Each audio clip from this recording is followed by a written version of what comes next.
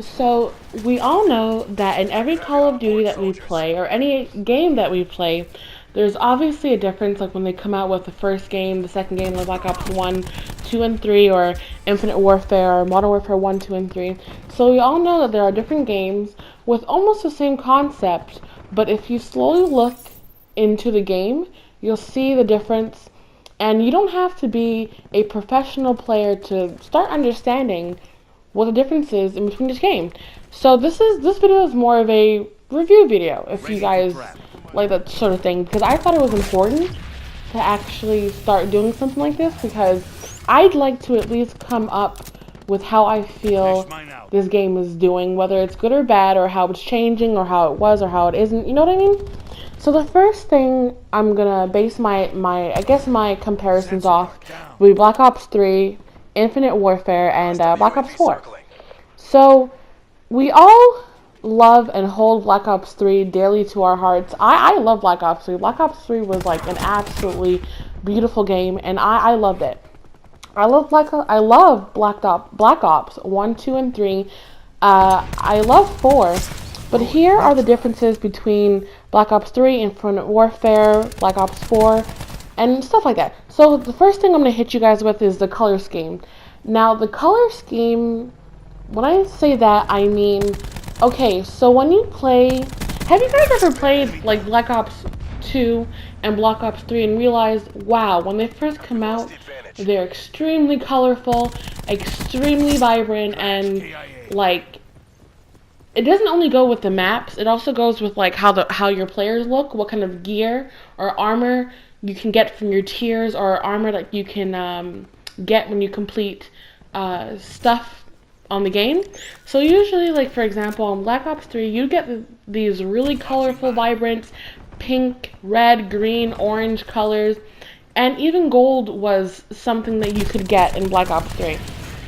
Now I feel like since Black Ops 4 does have a lot of colors, and it's not extremely vibrant. Like if you were to compare it to Black Ops 3, there'd be no way that you'd say it's more colorful than Black Ops 3, because Black Ops 3 was like crazy when it came to color, and that's what I really enjoyed, because not only not only like doing good in the game to me matters, it also matters like if everything looks alright. So when I say that, you guys might be like, but what does she mean? I don't understand what she's saying. She sounds a little confused. Well, here's an example. If you played Infinite Warfare or Modern Warfare or anything like that, because Modern Warfare is made by, I think, Sledgehammer and Infinity Ward. So I feel like Sledgehammer and Infinity Ward, when they get together, they do make good games. But the only problem with the games they make, well, one of the only problems with the games they make is that I feel like they try to put colors in it, and they try to make their maps colorful and snowy and pretty, and they try to make it look realistic. But the only problem I feel with it is after they make their colors go vibrant and really cool, they kind of put like a gray screen or a white sheet over the gameplay. And I think that's one thing that kind of affects how people feel about certain games, because I want to be able to go on a game and be like, oh my god, this map is so cool. You know what I mean? So if you compare Black Ops 3 to Infinite Warfare when it comes to color scheme, you know, Black Ops 3 would probably got color scheme basically on point. Another thing is, let's get away from color scheme for a little bit. Let's go to maps. Now, I played on Black Ops 4 for about less than a month now, and I realized that Black Ops 4, their maps are very big, but they're still 3-laned. And if you guys don't know what 3-lane, when I say that, if you guys don't know what that means, basically there are only 3 rush routes that you can really take. So it's down the middle, it's on the left, and it's on the right. And that's where it gets a little tricky, because once you have a 3-laned map, it kind of forces people to camp, gets you mad, and you get a little fed up with the game. You know what I mean? So when I played Infinite Warfare, the way they made their maps was extremely not 3-lane, right? Or if it was, it didn't feel like it was 3-lane because the maps were so big, it was honestly extremely hard to tell.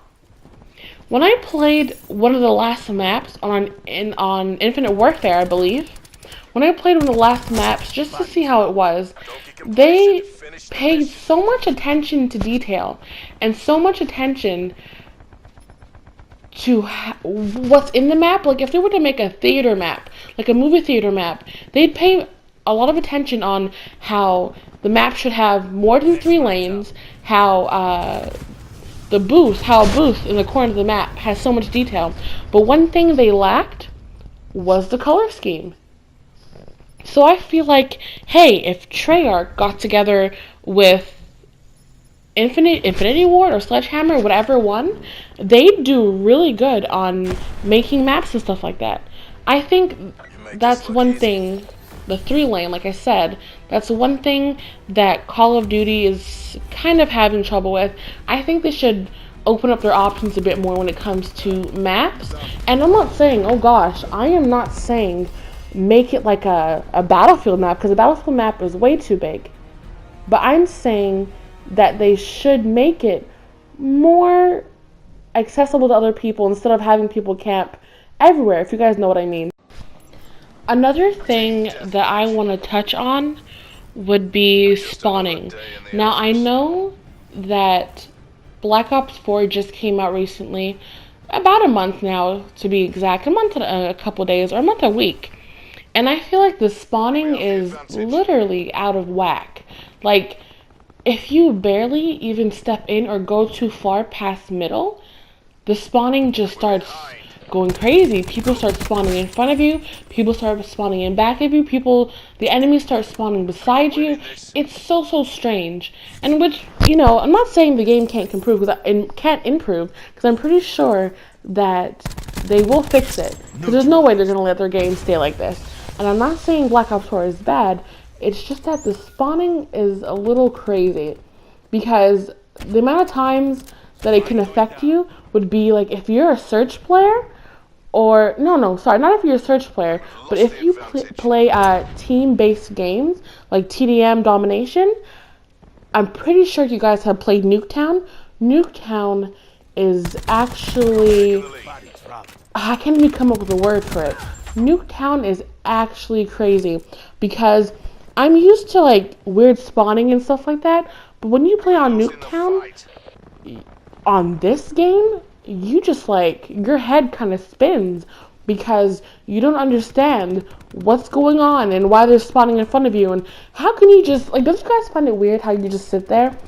And let's say you're AFK, and you come back, and you know your team just spawned on the left side, and all of a sudden, the other team is spawning right in front of you, and you're still there like, wow, I didn't know the spawns flipped. So spawn flipping is extremely crazy in Black Ops 4. In Black Ops 3 and Infinite Warfare, I found that the spawning was equal. It wasn't that crazy. They wouldn't switch like a light switch, and how, you know, basically how fast you can switch a light switch. That's what I mean. You know what I mean? Okay, so another thing that I'm gonna talk about, because this is one thing that a lot of my friends have been talking about, and we haven't been complaining, but it's more like we're a little, not confused, but a little, maybe let's use discouraged.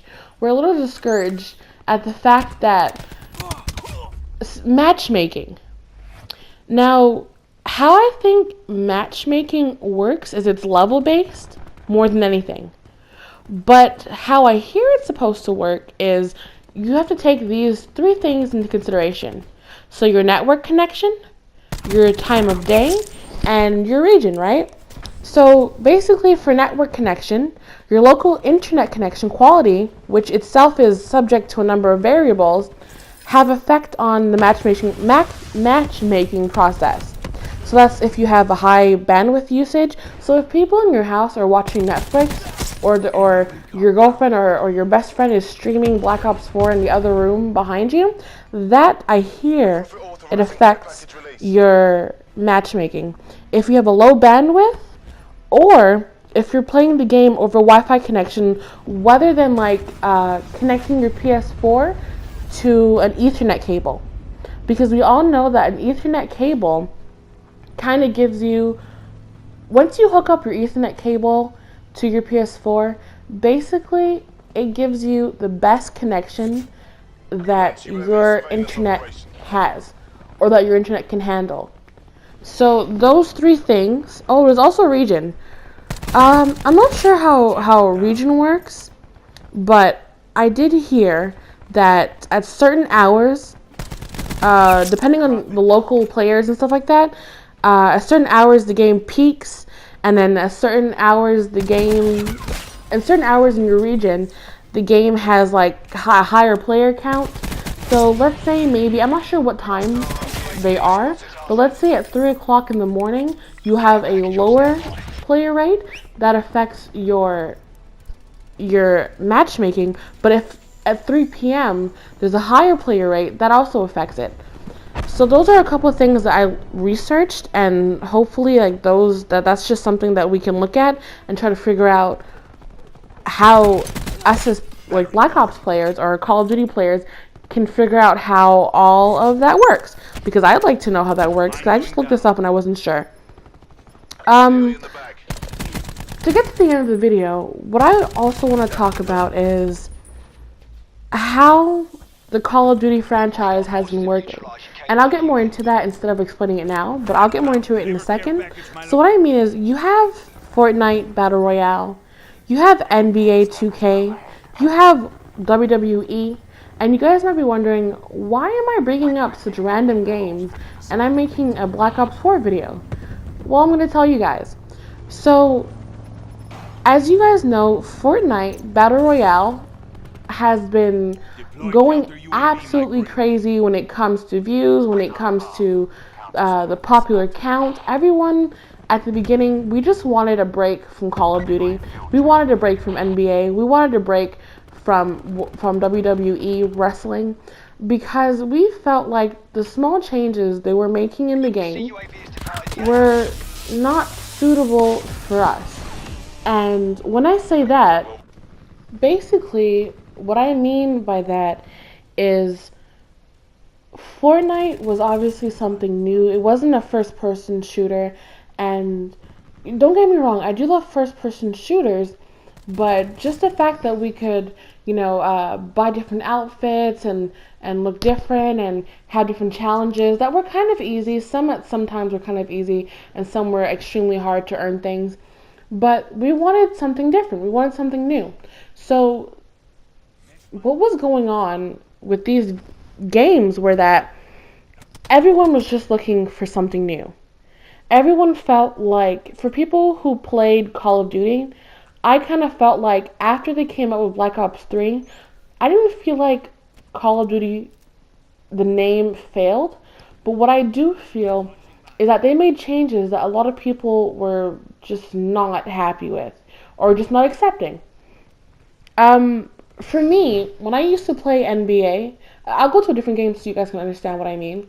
When I used to play NBA 2K, I used to play the old ones like 2008, 2009, and I used to feel like, wow, these games are really good.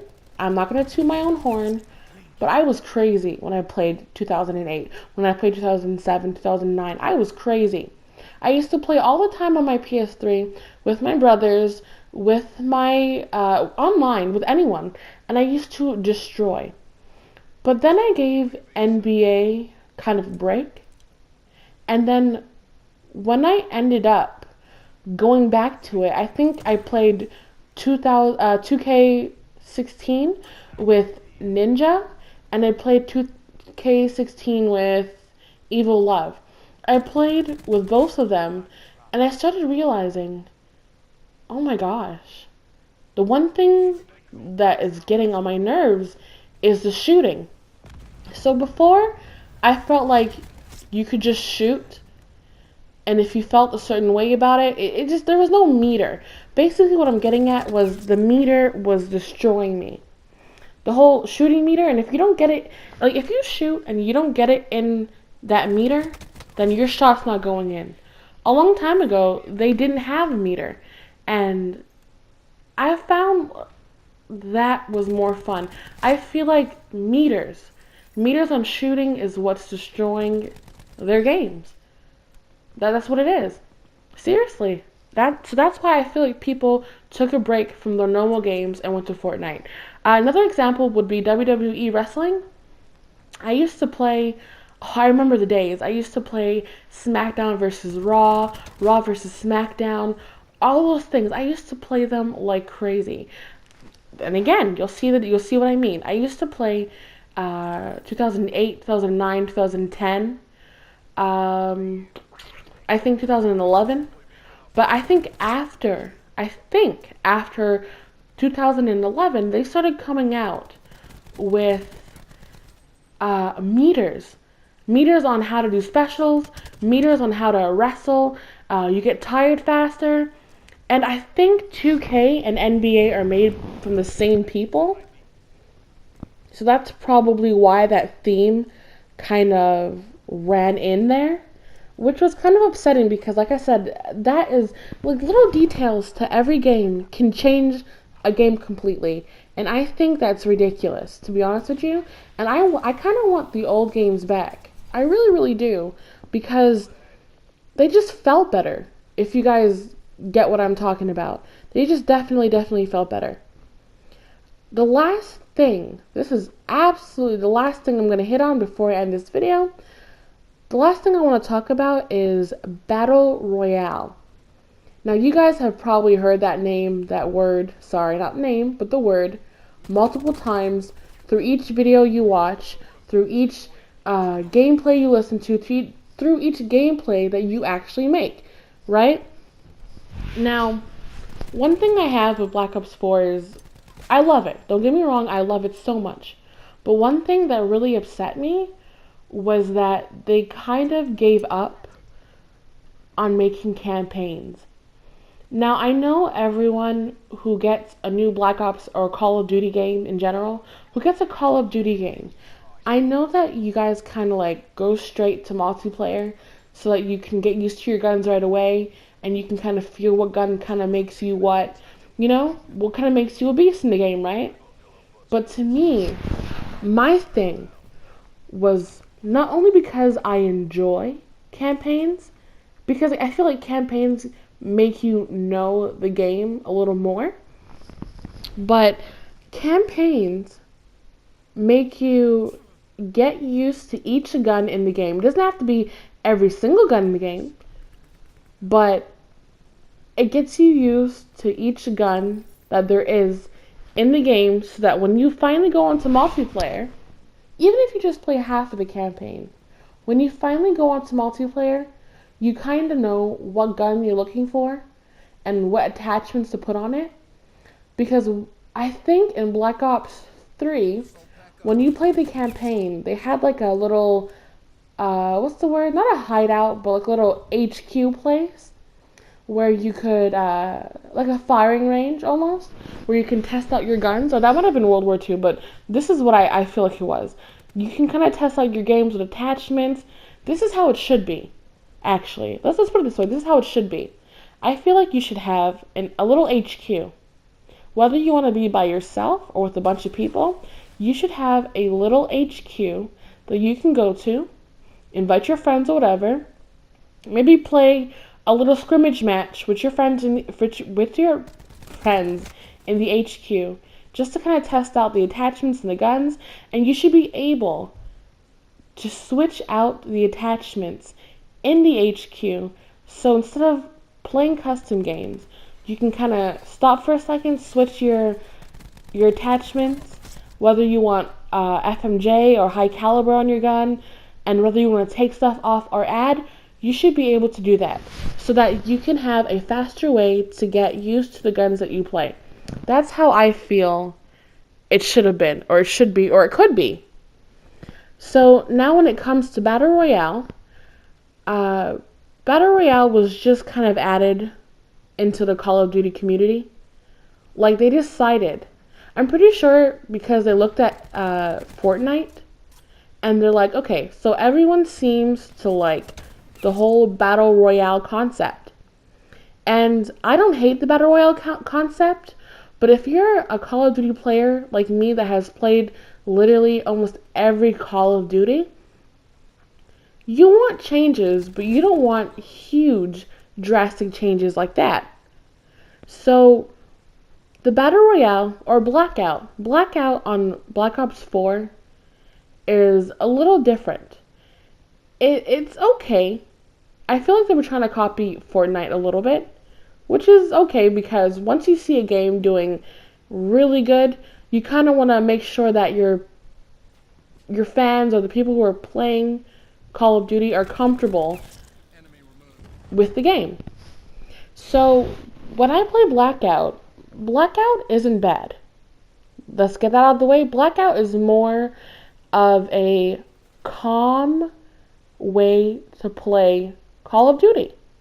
Because while you have a fast-paced mode, which is multiplayer, so whether you're playing Search and Destroy, whether you're playing Domination, multiplayer, TDM, or anything like that, or Hardpoint, they're fast-paced games where I feel like you don't really have a choice whether you want to talk or focus. Because if you talk, you're not focused enough and you die. If you focus, you don't talk, and it's kind of boring. So, Battle Royale Blackout, when you play it, it's more calming. It's still competitive, but it gives you the time to talk to your friends, to talk to your squad, whoever you're playing with, and you can do what you need to do, but still talk, and you kind of get to choose your guns, and it's cool. So it's a first-person Battle Royale, which is really cool. The only problem I have with it is I feel like they did not focus on their graphics, and I'm pretty sure everyone knows what I mean when I say that, because last time I checked, when you land on a floor, you don't land on the floor like you're a paper bag. And that's just me saying it lightly. Like, I feel like they didn't work so hard on that, and hopefully just because the game has been out for a month and a couple days, that they're actually going to start making some really high updates, some really crazy improvements, so that we can see the difference. But one thing I really, really wish they did is they didn't take out campaign. Campaign would have been absolutely beautiful. And you know what they could have done in the campaign? Oh my god, I had the most beautiful idea. In the campaign, what they could have done was they could have... You see how you have Specialist HQ? I don't know if you guys know that. Specialist HQ in Black Ops 4 is basically when you get to learn who each specialist is, learn where they're from, learn their age, learn their name, and you get to see a little bit of their background, right? But what if Black Ops 4 had made a campaign with the specialists? Because they had a really beautiful story to it. And it was absolutely crazy, and I liked it. The Specialist HQ was probably one of my favorite things on Black Ops 4 because you get to see... You get to kind of know your specialists on a higher level. So you don't only get to see their story, but you also get to see how their abilities work. That's basically it. You get to see how their abilities work. And you get to learn things that you didn't know before. Like, I was going to say Crash, but not Crash. I don't know. It's just, everyone wants to know how their specials work from... Oh, here's an example. Nomad with his dog.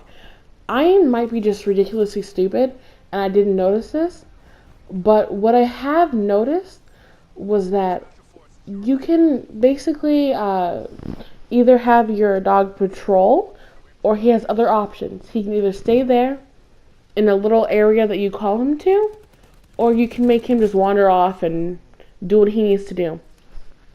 So without Specialist HQ, I wouldn't have really paid much attention to my abilities, and I would not have figured out exactly how that works. So anyways, that's how I feel about basically everything, about how the games are, and how they made me feel. And eventually, I feel like now that everybody has got their fill on Fortnite, they're all gonna start going back to games they're used to playing, the games they're accustomed playing. So all the NBA players are going to go back to NBA, all the Call of Duty players are going to go back to Call of Duty, and all the WWE players are going to go back to playing wrestling. Now, if they don't, certain reasons would be because of the little changes they make in the game, in their games that they were at before, or they were playing before. But anyway, so that's how I feel about games in general and the games I specifically named in this video. I really hope you guys enjoyed this video. Stay positive, stay happy, stay healthy. I love you guys, and I will see you guys in the next video. Bye!